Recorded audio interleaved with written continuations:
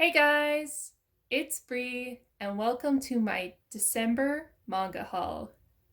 Now, in the month of December, I tried to concentrate my manga buying until after Christmas, but I still did pick up quite a few volumes before.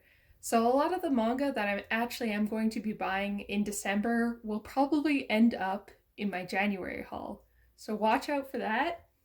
In this video, I will also be showing some manga that I haven't included in any hauls yet, but I have also bought this year. I just want this haul to be like a final wrap up for manga that I bought in 2020. So let's get started.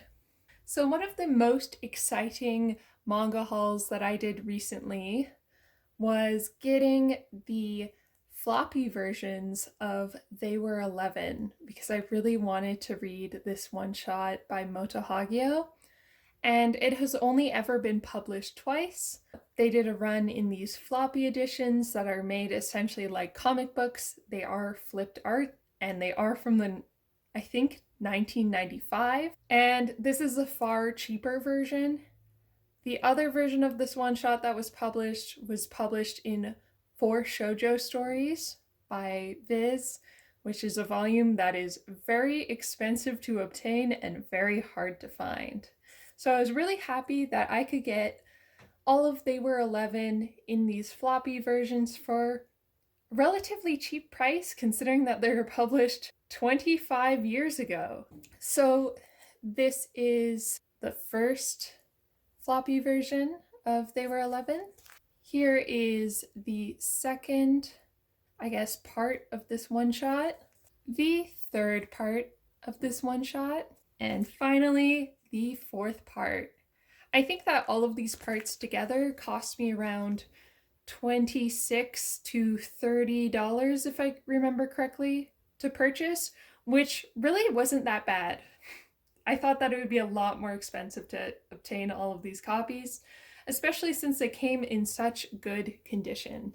And continuing on with the used manga that I bought this month, I got the first volume of The Super Cool Life of Strawberry Chan by Ai Morinaga. I am on a huge Ai Morinaga kick, and I just want to own, I guess, most of her works that have been published in English.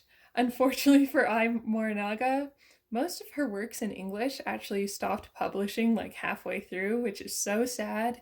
Like, I definitely wish that My Heavenly Hockey Club actually got a full publish run.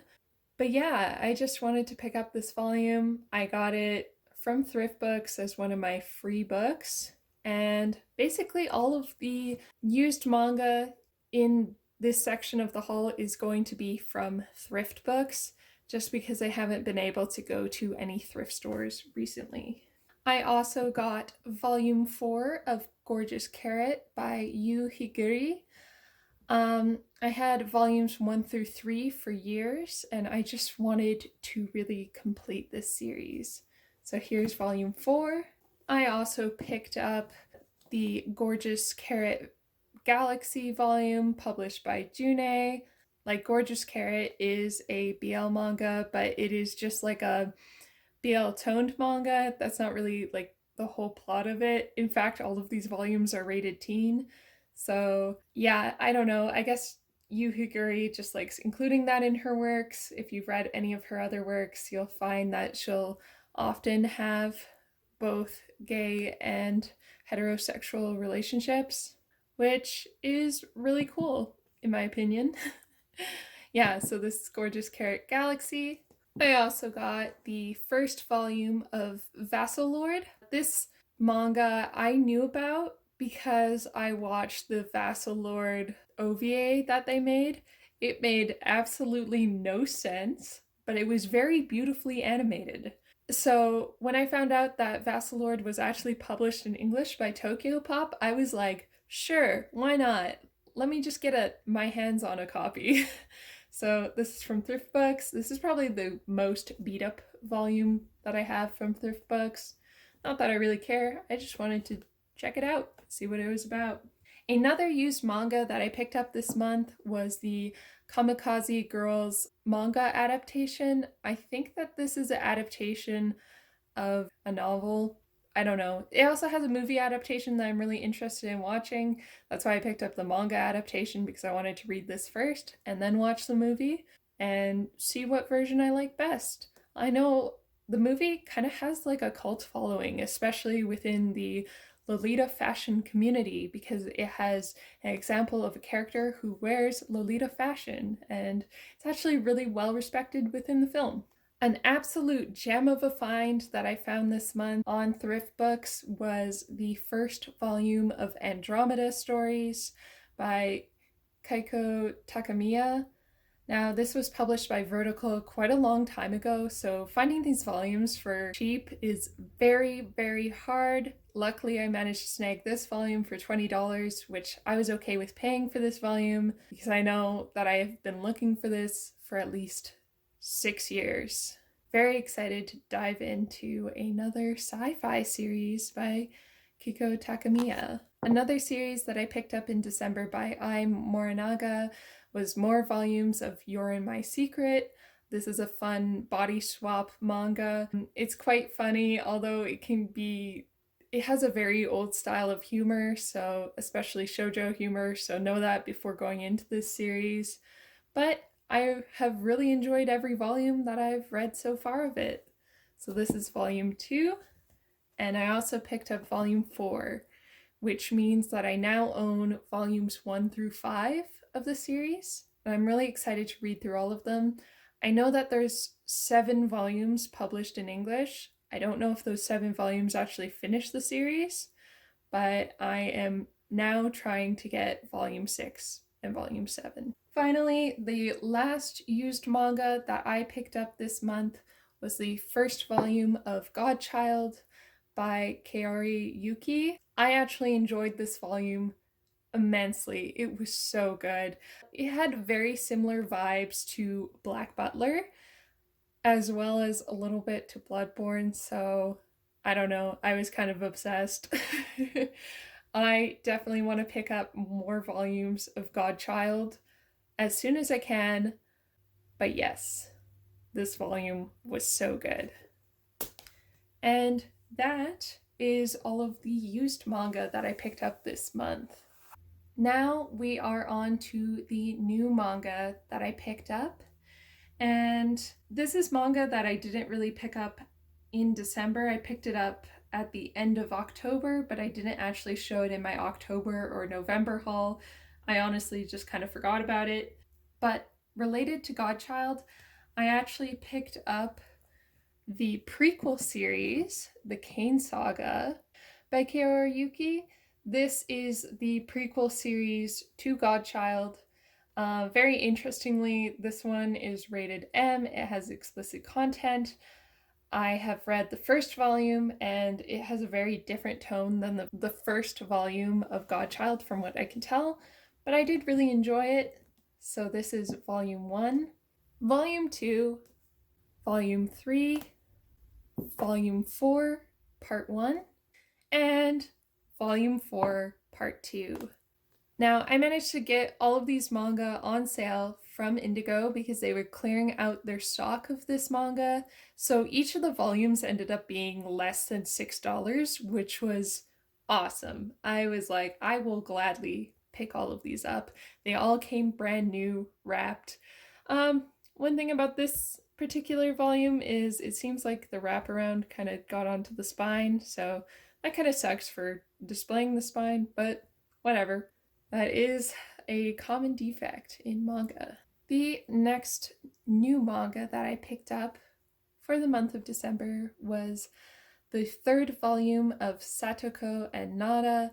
I have just been enjoying this series so much. It is so sweet. And I got this volume from Amazon, and it is like the spine is completely wrecked. It is so bent, but whatever. This particular volume was just very fun to read. I will continue collecting this series for sure. In the month of December, finally, the 6th volume of the Case Studies of Fanitas came in by Jun Mochizuki. I have been loving this series so much. I have no idea when volume 8 is going to come out, but I wish it would come out soon because I don't know, all of the characters are just so wonderful and lovable. I really fell back in love with Jun Mochizuki during this series. Oh, and her art style is just so gorgeous. I am so happy to have these in my collection. Also, in the month of December, I picked up the manga There Are Things I Can't Tell You. This is a publication by Tokyo Pop. It is a BL manga, and it was a very fun read. Very emotional. I'm pretty sure it made me cry when I read it. Also, like, I don't know what's up with this volume, but it is so thick compared to regular manga volume, which is awesome. Although, like, the last part of this volume is literally just advertisements for different Tokyo Pop titles. I just thought it was funny because there's so many dedicated pages to it, like at least 10 pages in here. Another BL manga that I picked up this month was the first volume of Candy Color Paradox by Izaku Natsume. I thought that this volume was pretty good. It played off of a lot of classic tropes. I like the main character, how he is a journalist, and I found that his job was actually really interesting and that the other guy is a photographer. I just don't know a lot about those jobs, so I find it interesting to see it in this manga. I don't know how accurate it is, but it certainly adds very fun story plot lines to this series. I think that I'll probably be picking up the next few volumes of Candy Color Paradox in the future. I don't know when yet because I have some other manga higher on my priority, but this volume kind of left some things to be desired, so maybe some of the relationship struggles will be solved in later volumes. But yeah, the last part of my December manga haul is actually a box set that I got for myself for Christmas. And it is the gorgeous Princess Jellyfish box set. It has all 9 volumes of Princess Jellyfish published by Kodansha. This is the series by Akiko Higashimura. I absolutely loved the anime so much that I originally bought the first volume of Princess Jellyfish in French because at the time when I watched the anime in English, there was no publication of Princess Jellyfish in English, sadly. So I do own the first volume in French, but I was so happy to pick up the entire series all together in this wonderful box set. The box set also comes with a nice little charm of Clara. I really like that. As well as a poster. I just haven't opened it.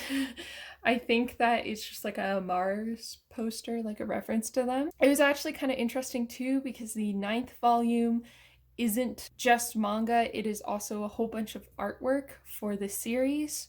So most of the bulk of the story actually occurs in volumes 1 through 8, with the very last chapter in volume 9, then a whole bunch of artwork by Akiko Higashimura, which I did not mind at all. This was just an amazing series. All of the art on the box set is just so nice. And yes, I am very glad that I picked this up. So that is all of the manga that I have to show you for my December haul. You should expect to see a lot more manga in my January haul, as I will have a lot of Christmas money to spend on books, so I'm very excited for that. I also won a Chapters gift card from work, which is so amazing. I'm definitely funneling that back into manga.